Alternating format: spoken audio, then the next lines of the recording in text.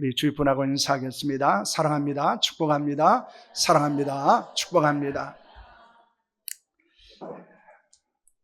이제 앞에 있는 말씀을 함께 나누겠습니다. 함께 합니다. 성경은 하나님의 말씀입니다. 이 말씀을 통해 힘과 용기를 얻게 하셔서 감사합니다. 하나님의 말씀을 겸손한 마음으로 받기를 원합니다. 주여 말씀하시옵소서. 주의 종이 듣겠나이다. 아멘.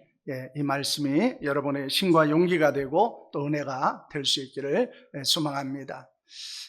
앞에 나와 있는 문장을 한번 함께 읽겠습니다. 시작. 진정한 사랑은 우리가 하나님께 받은 무한한 사랑을 다른 사람에게 전하는 것입니다. 이는 단순한 감정이 아니라 의지의 결정이며 우리의 변화시키는 힘입니다. 사랑은 자신을 희생하며 상대방의 필요를 자신의 필요보다 우선하는 마음입니다.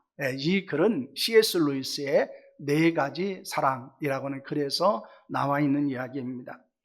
여러분 혹시 이 글을 어디에서 읽은 적이 있지 않습니까? 1월달 우리 교회의 1월달 신앙 원력에 나와 있는 글입니다. 우리 교회가 속한 대한예수교 장로회 합동 측은 이제 2025년 목장 모임 부영 예배의 주제가 하나님 나라 백성의 성품 여행 이렇게 되어져 있습니다.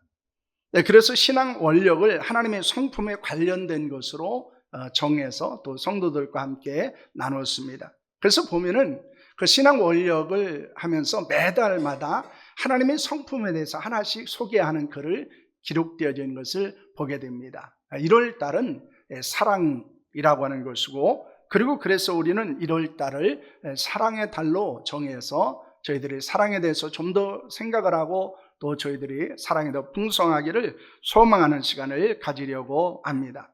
그래서 매월 시작하면서 그 신앙 원력에 있는 하나님의 성품에 대해서 주일에 설교를 하고, 또 오후 예배 시간에는 이제 윤석태 목사님께서 그 하나님의 성품에 대해서 여러분들에게 좀 더 자세하게 구체적으로 설명하는 그런 시간을 가지게 될 것입니다.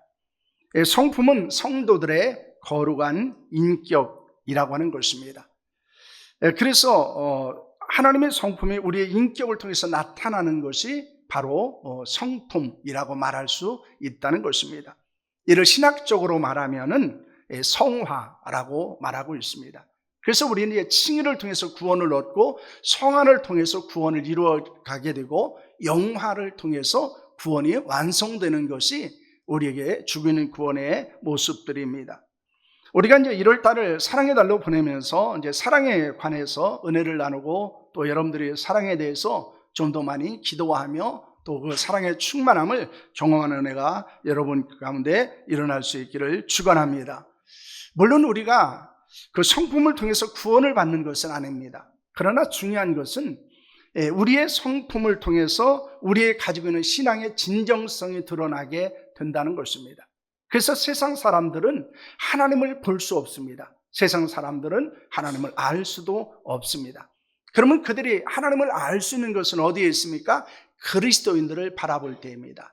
특히 그리스도인이 가지고 있는 이 성품을 통해서 인격을 통해서 드러나는 신앙을 통해서 그들은 우리의 가지고 있는 신앙의 진정성도 느끼게 되고 또한 하나님의 살아계심과 역사하심을 느끼게 된다는 것입니다. 그렇기 때문에 우리는 우리에게 있는 이 인격적인 것, 다시 말하면 우리에게 나타나는 하나님의 성품의 중요성들을 기억하고 있어야 합니다. 그리스도인으로 방송에 사회적 영향력이나 감동을 주는 사람들이 종종 있습니다. 그 중에 제주 보육원에서 이제 그 만난 학생을 입양하고 최근에는 2명을 더 가슴으로 낳은 부부가 있습니다. 그런 일이 사람들에게 알려지고 주목을 받게 되었습니다. 그때 그 남편이 이런 이야기를 합니다. 언제부턴가 사랑이라는 이름이 너무 가벼워졌습니다. 하지만 사랑할 수 없는 누군가를 사랑하는 일이 가장 의미 있게 살아가는 첫 발걸음이라고 굳게 믿습니다. 이런 고백을 하는 것을 들은 적이 있습니다. 여러분, 사랑은 가장 흔한 말이 되었습니다. 그러나 그 사랑의 진정성은 의심을 받고 있고 그 사랑의 가치와 의미는 날로 퇴색되어지는 시대를 우리는 살아가고 있다는 것입니다. 이런 상황에서 진정한 사랑을 더 요구된다고 하는 사실을 우리는 잊지 않아야 하는 것입니다. 여러분, 현대사회의 문제가 어디에 있을까요? 그 근원은 어디에 있을까요? 때로는 교회에 가지고 있는 많은 문제의 원인은 어디에 있다고 여러분 생각하십니까? 그것은 사랑을 말하고 있지만은 진정한 하나님의 사랑, 그리스도의 십자가의 사랑을 잃어버린 것에 있다라고 말할 수 있다는 것입니다. 그래서 하나님의 사랑은 무한한 사랑입니다. 조건이 없는 사랑입니다. 그럼에도 불구하고 사람들은 그 사랑을 이야기하지만은 그 하나님의 사랑, 십자가의 사랑을 실행하지는 않고 있다는 것입니다. 그렇기 때문에 사람들은 희생이 아니라 끊임없이 요구하는 것을 사랑이라고 말하고 있고, 그리고 자신에게 그 사랑을 채워주지 않는 것에 대해서 끊임없이 원망하는 것들을 볼 수 있습니다. 베드로는 베드로전서 베드로후서에서 강조하고 있는 두 가지가 있습니다. 하나는 기도고 하나는 사랑입니다. 왜냐하면 이 베드로는 기도와 사랑에서 실패했던 사람이었기 때문입니다. 예수께서 고난을 겪을 때 제자들을 모두 떠날 것이라고 말씀을 합니다. 그러자 베드로가 무엇이라고 말합니까? 모든 사람들이 주를 버릴지라도 자신은 주를 버리지 않겠다고는 장담을 하게 됩니다. 예수님께서는 내가 닭이 울기 전에, 3번 울기 전에 나를 부인할 것이라고 말씀을 합니다. 그 후에 베드로는 예수님과 함께 기도하러 감람산으로 올라가게 됩니다. 예수님은 베드로에게 시험에 들지 않게 깨어 기도하라는 말씀을 하십니다. 그런데 어떻게 됩니까? 그는 기도하지 않고 잠을 자게 됩니다. 육체의 한계를 극복하지 못했습니다. 그는 시험을 이기지 못하고 예수님을 부인하는 자리에 들어가게 됩니다. 그리고 부활하신 예수님께서 베드로에게 나타나셨습니다. 그리고 그에게 무엇을 말씀하고 계십니까? 그에게 네가 나를 사랑하느냐라고는 질문을 하고 있는 것을 보게 됩니다. 여러분, 베드로는 자신의 실패했던 경험들이 있습니다. 그것은 기도에 실패했고 사랑에 실패했다는 것입니다. 그래서 이 베드로는 베드로 전후서에서 강조하고 있는 것은 기도에 관한 것이고 사랑에 관한 것이라는 것을 우리는 주목해야 합니다. 오늘 본문에서 베드로가 강조하고 있는 두 가지가 있습니다. 그것도 역시 기도와 사랑이라는 것입니다. 베드로는 기도에 관해서 무엇이라고 말하고 있습니까? 베드로전서 4장 7절 말씀입니다. 함께합니다. 만물의 마지막이 가까이 왔으니 그러므로 너희는 정신을 차리고 근신하여 기도하라 라는 말씀을 합니다. 만물이 가까이 왔다라고 하는 것은 세상의 종말이 가까이 왔다는 것입니다. 그러므로 정신을 차리고 근신하여 기도하라는 것입니다. 항상 영적인 긴장감을 늦추지 말라는 것입니다. 우리의 영적 상태를 점검하고 판단할 수 있는 것이 바로 기도이기 때문입니다. 여러분, 그렇기 때문에 우리는 이 기도라고 하는 것을 매우 소중하게 여겨야 한다는 것입니다. 왜냐하면 우리는 기도를 통해서 우리의 영혼을 깨우고 통찰력과 분별력을 얻을 수 있기 때문입니다. 말세가 될수록 기도의 필요성, 중요성은 점점 더 사라지고 있습니다. 기도에 위해서 여러분 얼마나 많은 시간을 보내고 있습니까? 얼마나 기도를 중요하게 생각하고 있습니까? 때는 우리가 신앙생활을 한다 말하면서도 기도하지 않습니다. 때는 우리의 삶의 위기를 만났음에도 불구하고 우리는 기도하지 않는다는 것입니다. 우리의 경험이나 우리의 지식이나 우리의 지혜로 우리가 신앙생활을 할 뿐만 아니라 우리의 일상의 삶을 살아가고 있는 것을 때로는 보여주고 있습니다. 그런데 우리에게 중요한 것은 무엇일까요? 무엇을 하기 전에 기도하는 것이고 또 기도로 진행하는 것이고 또한 기도를 하고 그 결과를 믿음으로 받아들이는 것이 중요합니다. 그렇기 때문에 우리는 모든 일을 하는 데 있어서 먼저 기도부터 시작해야 되고 그리고 그것을 진행할 수 있는 능력도 기도 가운데 얻어야 될 뿐만 아니라 우리는 그 결과를 감사의 기도로 받아들여야 된다는 것을 보여주고 있습니다. 그렇다면 특별히 말세에 정신을 차리고 기도해야 되는 이유는 무엇일까요? 왜 베드로는 정신을 차리고 기도하라라고 말씀하고 난 후에 바로 무엇을 이야기하고 있습니까? 사랑을 이야기하고 있다는 것입니다. 여러분, 말세에 나타나는 현상은 사랑의 부재와 결핍입니다. 왜곡과 변질의 현상들입니다. 그렇기 때문에 디모데 후서에서는 뭐라고 말합니까? 바울은 말세가 되면 나타나는 것은 나를 사랑하고 자기를 사랑하고 돈을 사랑하고 쾌락을 사랑하면서 하나님을 사랑하지 않는 것이다 라고 말씀하고 있습니다. 말세가 되면 하나님을 사랑하지 않습니다. 나 자신을 사랑하고 돈을 사랑하고 그리고 쾌락을 사랑하면서 점점 하나님에 대한 사랑을 잊어버리게 된다는 것을 우리에게 말씀하고 있는 것입니다. 여러분, 그렇기 때문에 우리는 기도해야 합니다. 왜냐하면 기도하지 않고는 사랑할 수 없기 때문입니다. 그 사랑의 부재와 결핍, 왜곡과 변질을 극복할 수 있는 길은 바로 우리가 기도하는 데 있다는 것을 보여주고 있습니다. 여러분, 사랑은 단순한 감정이 아닙니다. 신앙의 표현입니다. 이 그리스도인이 가져야 되는 것 중에서 이 사랑을 단순히 세상 사람들이 생각하는 감정의 수준으로 가져서는 안 된다는 것입니다. 사랑은 단순한 감정이 아니에요. 그것은 우리의 신앙입니다. 우리의 신앙의 고백입니다.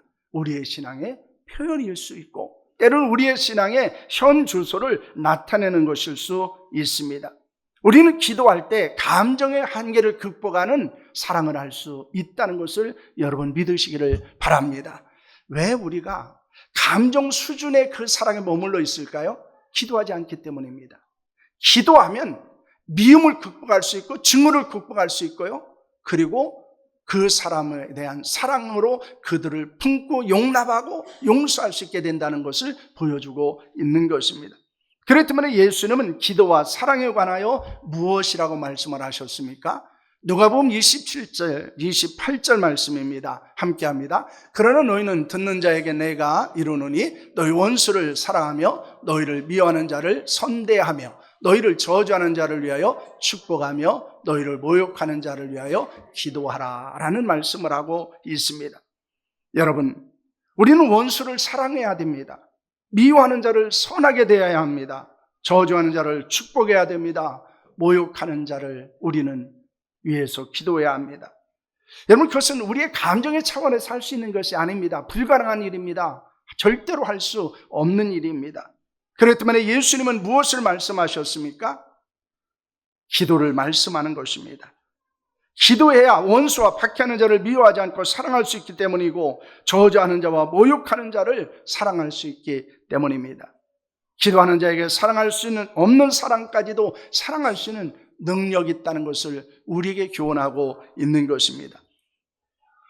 내가 요즘에 미워하는 사람이 있다면 내가 그를 위해서 가장 많이 기도해야 되는 사람이라는 것입니다. 나를 가장 힘들게 하는 사람이 있다면 내가 그를 위해서 가장 많이 기도해야 된다는 것입니다. 여러분, 그런데 우리는 그렇게 사람들을 대하지 않습니다. 우리는 세상 사람들처럼 그들이 미워하면 나도 미워하고 그들이 상처를 주면 나도 상처를 주고 그들이 나를 모욕하면 나도 모욕하는 것으로 만족한다는 것입니다. 그러나 그것은 그리스도께서 우리에게 보여주신 삶이 아니고 그것은 그리스도께서 우리에게 원하시는 모습이 아니라는 사실을 우리는 잊지 않아야 합니다. 말세가 될수록 더 깊이 기도할 수 있기를 소망합니다. 그래서 더 사랑할 수 있기를 원합니다. 사랑할 수 없는 사람들까지도 사랑하는 역사가 여러분 가운데 일어나기를 소망합니다. 베드로는 사랑에 대해서 무엇이라고 말하고 있을까요? 그럼 성경적인 사랑은 무엇일까요? 첫째, 사랑은 용서입니다. 베드로전서 4장 8절입니다. 함께합니다. 무엇보다도 뜨겁게 서로 사랑할지니 사랑은 허다한 죄를 덮느니라는 말씀을 합니다. 여러분, 사랑의 가치와 능력은 무엇에 있습니까? 허다한 죄를 덮는 데 있습니다. 허다하다는 것은 많다는 말입니다. 이것은 많은 죄, 많은 사람의 죄를 덮는다는 것입니다. 용서한다는 것입니다. 여러분, 사랑은 어떤 사람의 죄악도 어떤 공동체의 죄악도 용서할 수 있는 능력이 있다는 것을 말씀하고 있는 것입니다. 특히 무엇보다도 라고 하는 말은 무엇입니까? 우선순위와 중요성을 의미하고 있는 것입니다. 사랑을 기초로 인간관계를 맺어야 됩니다. 여러분, 교회를 세워야 합니다. 사랑이 중심이 되고 사랑이 지초가 되지 않은 인간관계는 쉽게 무너질 수밖에 없습니다. 사랑이 기초가 되지 않은 교회는 무너질 수밖에 없습니다. 종종 교회가 어려움을 당하는 것 중에 하나가 무엇입니까? 그것은 그리스도의 사랑, 하나님의 사랑, 십자가의 사랑이 그 교회의 중심이 되지 않기 때문입니다. 그것이 모든 관계의 기초가 되지 않기 때문이라는 것을 우리에게 말씀하고 있는 것입니다. 여러분, 더 깊은 사랑, 더 온전한 사랑을 하는 자들이 될 수 있기를 축원합니다. 그런 사랑을서 필요한 것은 서로 사랑을 주고 받는 것입니다. 사랑을 주기만 하면 지칠 수밖에 없어요. 그게 인간입니다. 그렇기 때문에 우리는 사랑을 받기만 해서는 안 됩니다. 우리는 줘야 됩니다. 사실 받는 사랑보다는 주는 사랑에 더 큰 의미가 있고 더 큰 가치가 있고 더 큰 기쁨이 있다는 사실을 여러분 믿으시기를 바랍니다. 사랑을 받는 것을 당연한 권리로 여기지 않아야 한다는 것입니다. 사랑의 능력은 용서에 있습니다. 우리는 서로 뜨겁게 사랑해야 합니다. 그래서 사랑의 관계, 사랑하는 가정과 교회를 세울 수 있기를 원합니다. 사랑으로 용서하시길 바랍니다. 사랑으로 용납하기를 원합니다. 그래서 우리는 사랑할 때 하나님의 영광을 위해서 살아가는 자가 되고 하나님을 기뻐하는 교회를 세울 수 있다는 사실을 여러분 믿으시기를 바랍니다. 시간이 올수록 여러분 기도하고 더 풍성한 사랑 가운데서 사람들과의 관계를 가지시고 여러분의 가정을 세워가시고 하나님의 교회를 세우는 역사가 나타날 수 있기를 축원합니다. 둘째로 사랑은 대접입니다. 베드로전서 4장 9절입니다. 함께합니다. 서로 대접하기를 원망 없이 하고 라는 말씀을 합니다. 베드로는 사랑의 실전으로 대접을 언급합니다. 대접이란 말은 헬라어로 필록세노스라는 말입니다. 낯선 사람들을 또는 나그네를 친절하게 환대하는 것을 말합니다.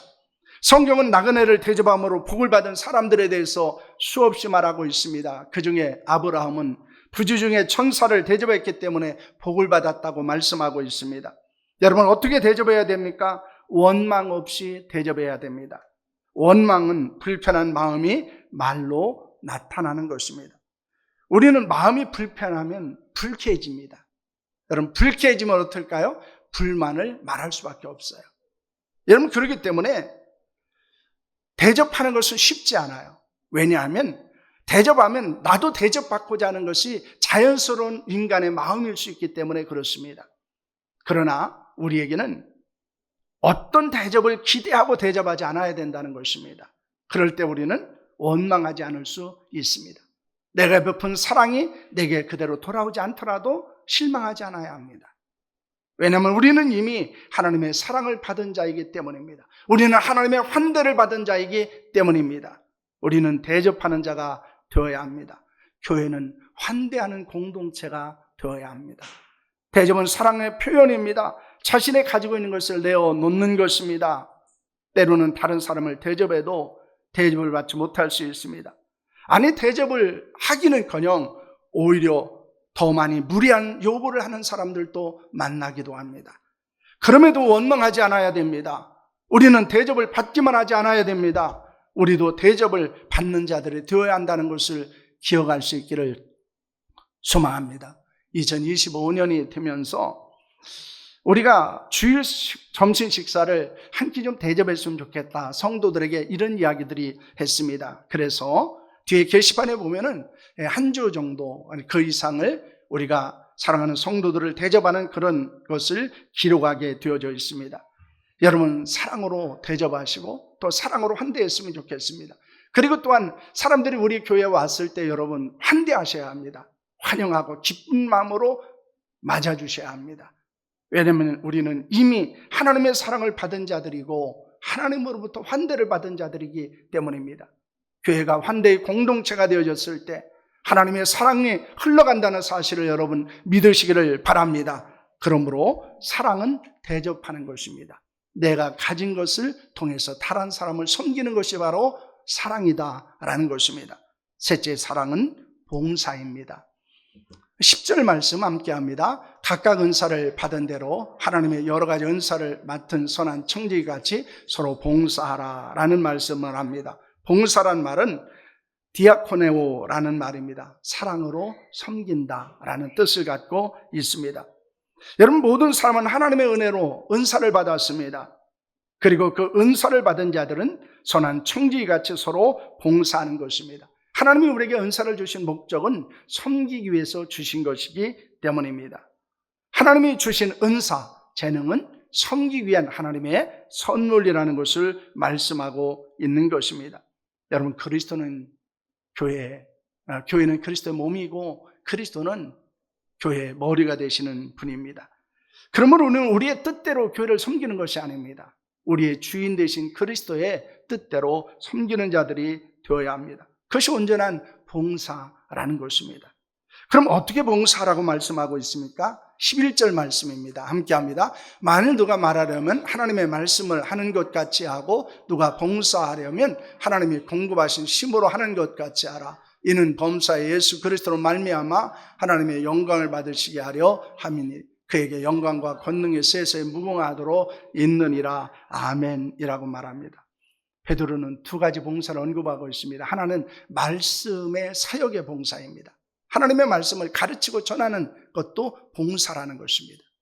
또 하나는 일반적으로 섬기는 봉사를 말하고 있습니다. 하나님의 말씀을 가르치는 자는 성경에 어긋나지 않게 가르쳐야 됩니다. 그리고 자신이 가르친 대로 살아야 됩니다. 하나님의 말씀대로 살아야 됩니다. 뿐만 아니라 하나님의 교회를 섬기는 자는 하나님이 공급하시는 힘으로 해야 됩니다. 우리가 하나님의 교회를 섬기다가 또 봉사하다가 낙심하는 이유는 어디에 있습니까? 그것은 다른 데 있지 않아요. 하나님의 힘으로 하지 않기 때문이에요. 내 능력으로 내 체질로 하려고 하기 때문입니다. 우리는 끊임없이 하나님께 그 힘을 공급받아야 됩니다. 그러므로 하나님께 기도하지 않고는 우리에게 주어진 봉사를 감당할 수 없는 것입니다. 여러분의 직분, 여러분의 사역을 위해서 하나님께 기도하기를 바랍니다. 하나님의 능력으로 감당하는 자들이 될 수 있기를 원합니다. 여러분, 하나님의 교회를 사랑하는 자들이 섬길 수 있습니다. 그리고 사랑은 봉사의 자리로 우리를 나아가게 하고 사랑은 봉사의 자리를 떠나지 않게 한다는 것입니다. 다른 것이 원인이 아니라는 거예요. 사랑이 없기 때문입니다. 우리가 좀 사랑을 잃어버렸기 때문이에요. 예전보다 더 사랑하지 않기 때문입니다. 우리의 환경이나 상황은 예전과 비교하면 더 좋아질 수 있어요. 그러나 우리가 섬김의 자리에 들어가지 못하고 그 자리를 떠나는 것은 다른 것이 아니고 사랑이 식어지기 때문입니다. 그렇기 때문에 성경은 우리에게 말씀하는 것입니다. 뜨겁게 사랑하라고. 그 사랑이 식지 않을 것을 우리가 말씀하고 있는 것입니다. 여러분, 하나님이 주신 은사가 무엇인가요? 여러분께 받은 재능은 무엇입니까? 그것을 통해 사랑으로 하나님의 교회를 섬기고 성도들을 섬길 수 있기를 소망합니다. 거룩한 봉사와 헌신을 통해서 하나님의 은혜를 고백하는 자들이 될 수 있기를 축원합니다. 말세 거룩한 하나님의 사람으로 사는데 필요한 것은 두 가지입니다. 기도와 사랑이에요. 깨어서 기도해야 됩니다. 뜨겁게 사랑하셔야 합니다. 이것이 말세를 살아가는 우리의 힘입니다. 그리고 우리는 어떻게 사랑해야 될까요? 서로 용서해야 됩니다. 서로 대접해야 됩니다. 서로 봉사해야 됩니다. 우리는 기도하면 사랑할 수 있고 사랑하면 기도해야 합니다. 기도하지 않고 사랑할 수 없습니다. 인간 수준의 사랑은 할 수 있어요. 그것을 뛰어넘는 사랑은 기도 없이는 감당할 수 없습니다. 우리가 세상 사람들과 다르게 살아갈 수 있는 능력은 기도에 있습니다. 사랑하는 교회가 다른 공동체보다 더 다른 공동체, 구별된 공동체, 거룩한 공동체를 세워갈 수 있는 것은 기도로 사랑을 회복하는 데 있다는 것을 믿으시기를 바랍니다. 여러분, 가족을 사랑하십니까? 성도들을 사랑하십니까? 여러분, 이웃을 사랑하십니까? 여러분, 직장 동료를 사랑하십니까? 그렇다면 여러분, 기도하셔야 합니다. 기도해야 그들을 더 사랑할 수 있습니다. 때로는 위기에 있고 때로는 관계가 어려워진다 할지라도 기도하면 사랑의 관계가 회복된다는 사실을 믿으시기를 바랍니다. 우리 앞에 있는 걸 전체적으로 읽고 기도하고 마치겠습니다. 깨어서 기도하라. 뜨겁게 사랑하라. 서로 용서하라. 서로 대접하라. 서로 봉사하라. 기도하면 사랑할 수 있다. 사랑하면 기도해야 한다. 기도하겠습니다.